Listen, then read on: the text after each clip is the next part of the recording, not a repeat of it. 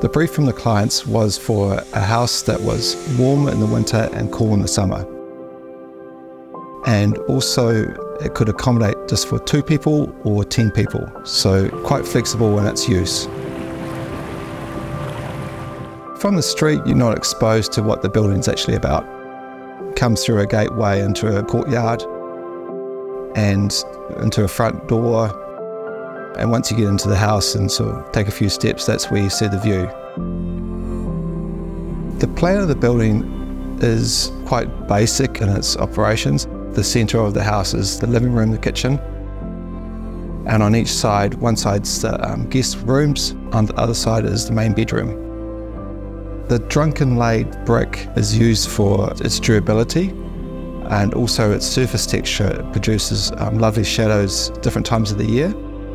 And it comes inside as well, and that acts as a heat sink for the thermal control of the building. The other material that we've used is a Bodo timber cladding, and that's a contrast to the brick. It's very dark compared to the white brick.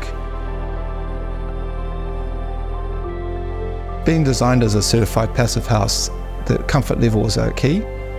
So ideal temperatures between 19 and 21 degrees all year round. What that means is that in winter, any heat generated inside the house is retained, and in summer, the cool air inside is retained as well. I think it's really important to think about our children and grandchildren and what they're inheriting in a built environment. And we can only sort of see now that buildings built 20 years ago are just not performing very well. So it's a real waste of resources. Thinking about the future is really key in making sure our buildings last a very long time.